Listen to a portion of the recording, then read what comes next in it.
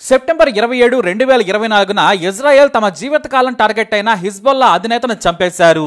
బీరుట్లోని తన ఇంటి కింద 80 ఫీట్ల లోతులోని అండర్ గ్రౌండ్లోని -2లో ఉన్నాడు నజ్రల్లా. అగ్రనేతలతో సమావేశమై ఇజ్రాయెల్ను ఎలా దెబ్బ కొట్టాలా అని చర్చలు జరుపుతూ ఉన్నాడు. అప్పటికే రాత్రి 2 గంటలు దాటింది. లెబనాన్లో 100 కిలోమీటర్ల మేర అండర్ గ్రౌండ్ టన్నెల్స్ ఉన్నాయి. అదో పెద్ద మాయాజాలం. అయినా నజ్రల్లా అదే ఇంట్లో టన్నెల్లో ఎలా ఉన్నాడని పసిగట్టారనేది తెలిపోయింది. ఇరాన్ మాజీ అధ్యక్షుడు మహమ్మద్ అహ్మదీన్జాద్ CNN తుర్కుకు ఇంటర్వ్యూ ఇచ్చారు.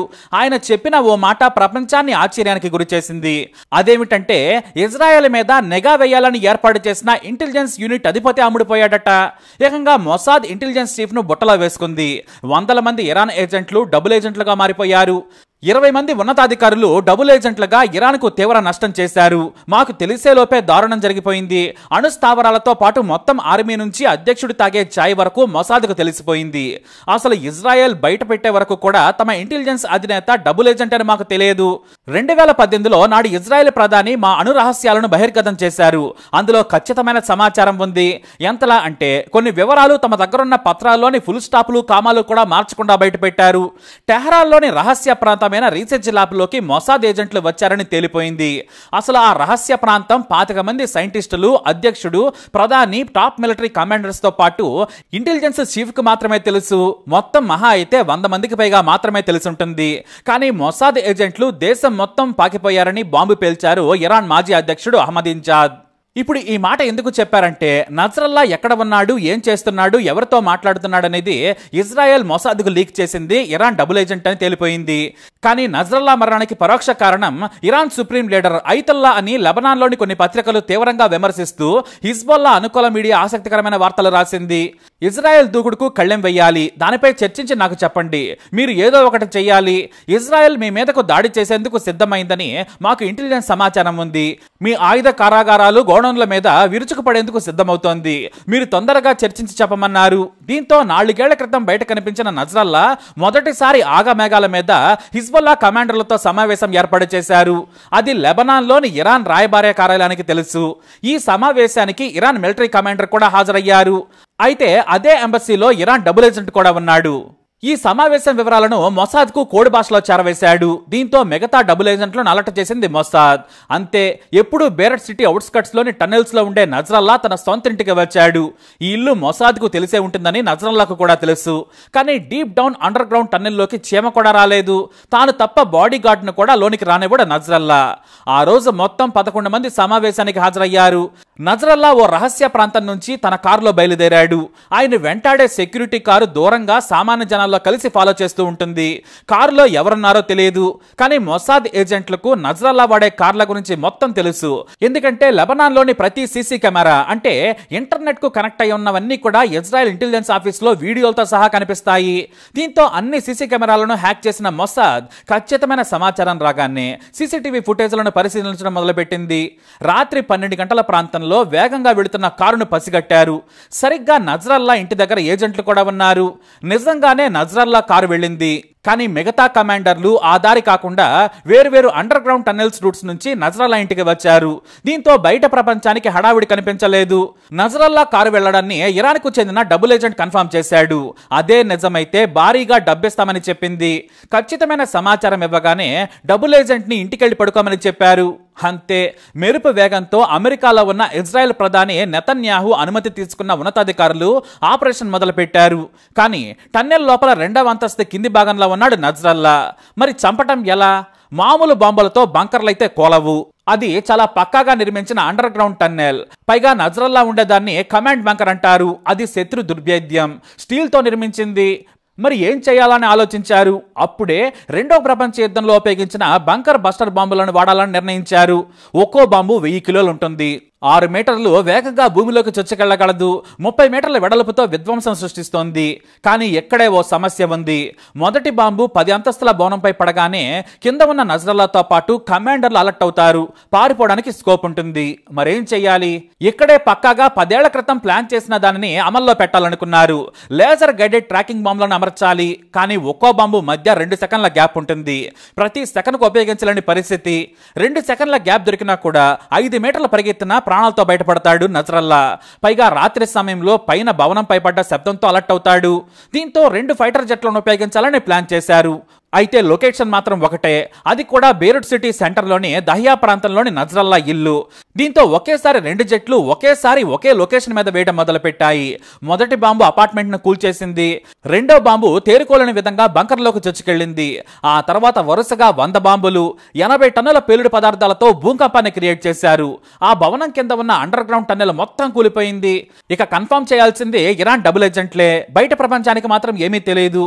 ఎందుకంటే లోపల ఎటువైపైనా అత్యవసర సమయంలో పారిపోయేందుకు దారులున్నాయి.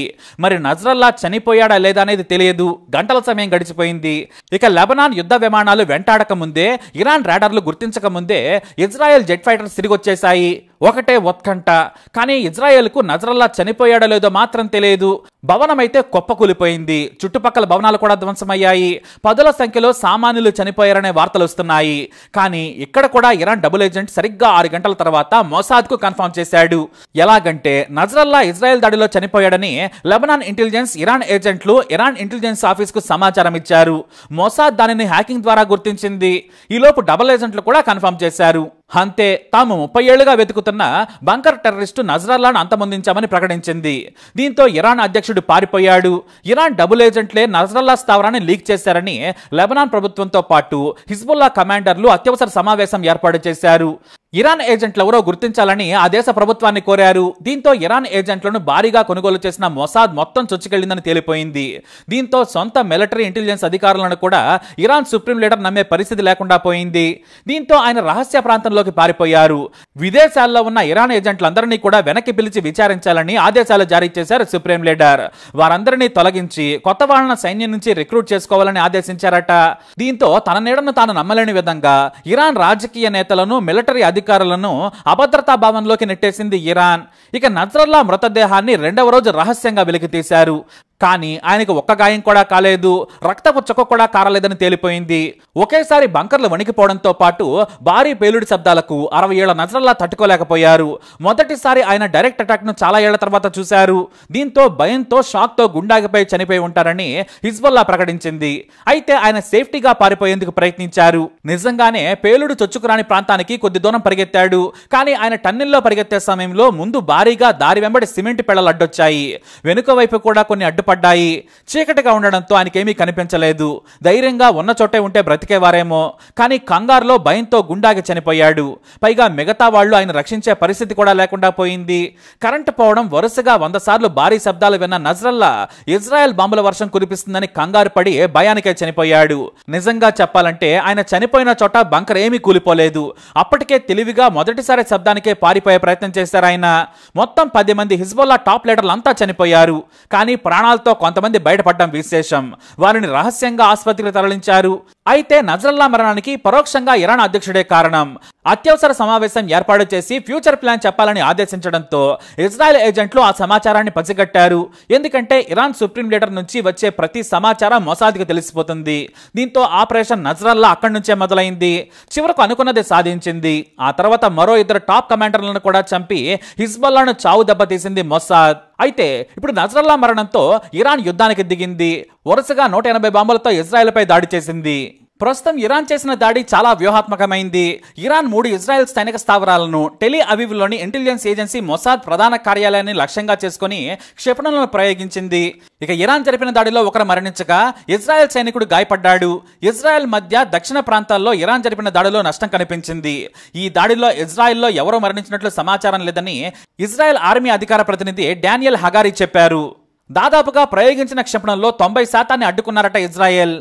అలాగే ఇజ్రాయెల్కు మద్దతుగా నిలుస్తున్న దేశాలకు ఇరాన్ తీవ్ర హెచ్చరికలు జారీ చేసింది. తాము ఎట్టి పరిస్థితుల్లో వెనక్కి తగ్గేది లేదని, ఇజ్రాయెల్పై మా పోరాటాన్ని అడ్డుకునేందుకు ఏ దేశమైనా తలదూరిస్తే తీవ్ర పరిణామాలుంటాయని ఇరాన్ ఆర్మీ హెచ్చరించింది. ఇజ్రాయెల్కు గాని మద్దతుగా నిలిస్తే ఆ దేశాల కార్యకలాపాలపై ఇరాన్ ఆర్మీ దళాలు దాడులు చేస్తాయని తీవ్ర స్థాయిలో ఇరాన్ ఆర్మీ హెచ్చరించింది. ఇక ఇజ్రాయెల్కు అమెరికా ప్రధాన మిత్ర దేశం, ఈ విషయం తెలిసిందే. ఇజ్రాయెల్కు దౌత్యపరమైన మద్దతు ప్రకటించిన అమెరికా సైనిక సామాగ్రిని కూడా అందిస్తూ అండగా నిలుస్తోంది. ఇరు దేశాల మధ్య జరుగుతున్న యుద్ధంపై అమెరికా మాజీ ప్రెసిడెంట్ డొనాల్డ్ ట్రంప్ స్పందించారు. ఈ సందర్భంగా ఆయన సంచలన వ్యాఖ్యలు చేశారు. ఇరాన్ ఇజ్రాయెల్ దేశాల మధ్య దాడులు పాఠశాలలో ఇద్దరు చిన్నారుల మధ్య కొట్లాటలా ఉందని వ్యాఖ్యానించారు. అలాగే అమెరికా ఎక్కువగా జోక్యం చేసుకుంటుందన్నారు. ఇలానే చేస్తే మూడో ప్రపంచ యుద్ధం వచ్చే అవకాశం ఉంది. ఈ విషయాన్ని నేను గతంలోనే చెప్పానన్నారు ట్రంప్. ఇక ఇజ్రాయెల్ విషయానికి వస్తే ఇరాన్ పెద్ద తప్పు చేసింది, దానికి మూల్యం చెల్లించాల్సిందే. మమ్మల్ని మేము రక్షించుకుంటాం, అలాగే మాపై దాడి చేసిన వారికి గుణపాఠం చెబుతామన్నారు ఇజ్రాయెల్ ప్రధాని. మరోపక్క ఇరాన్ మాత్రం మీరు గాని మళ్లీ దాడి చేస్తే ప్రతి దాడి తప్పకుండా దానికంటే దారుణంగా ఉంటుందన్నారు. మరి ఈ వార్ ఎక్కడి వరకు దారితీస్తుందో అర్థం కావడం లేదు. Iran versus Israel live updates కోసం మా ఛానల్ ఫాలో అవ్వండి.